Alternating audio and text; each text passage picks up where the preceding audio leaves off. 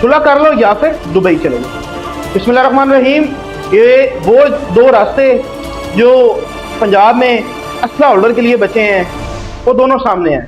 CCD के सरबराह सोहेल ज़फ़र चड्ढा ने एक धुआंधार प्रेस कॉन्फ्रेंस की है और उस प्रेस कॉन्फ्रेंस में उन्होंने वाज़ेह बताया कि पंजाब में किसी भी किस्म का असला रखना बिल्कुल काबिल कबूल नहीं है।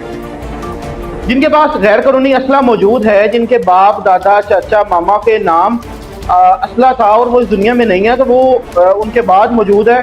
और बाकी जो वो असला जो गैर कानूनी तरीके से खरीदा गया उन सब के लिए 15 दिन का अल्टीमेटम दे दिया गया। 15 दिन के बाद एक ग्रैंड ऑपरेशन शुरू होने जा रहा है असला के मुतालिक, और ये जो 15 दिन है जो शख्स असला जमा करवाने जाएगा उसको बिल्कुल किसी किस्म के कानूनी दायरा कार में नहीं लाया जाएगा।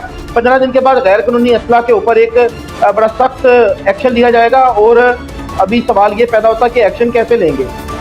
उसके दो तरीके कार हैं। एक तो पंजाब गवर्नमेंट ने सोचा है कि जहाँ पर सेफ सिटी कैमरे लगे हुए हैं पंजाब में मुख्तलिफ पॉइंट्स है, वहाँ पर उसके साथ वेपन डिटेक्टर स्कैनर नस्ब किए जाएंगे।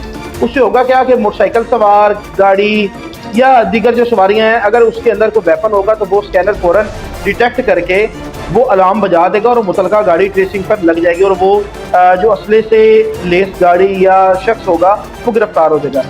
दूसरी इसमें ये होगा अगर कोई शख्स घर में रखता है तो हर इंसान का कोई ना कोई मुखालिफ है, किसी जगह पर उसकी मुखालफत चलती है, तो जो उसके मुखालिफिन है वही 15 पर कॉल करके एक आगाही मुहिम चलाई जाएगी और वो हर मुखालिफ दूसरे को खुद जो है इंडिकेट करवाएगा, कॉल करके वो बताएगा कि इसके घर असला, वो उस असले को बड़ी संजीदगी से लिया जाएगा। और उसके लिए आप सबको पता है कि सख्त सज़ा और सख्त जुर्माने उसके लिए कानून साजी हो चुकी है। और जिनके पास असला है, सिक्योरिटी गार्ड्स हैं, जिन लोगों का ये कहना है कि हमारी दुश्मनी है, उनके लिए सोहेल ज़फ़र चड्ढा का वाज़ेह पैगाम है कि या तो दुबई चले जाओ या सुलह कर लो।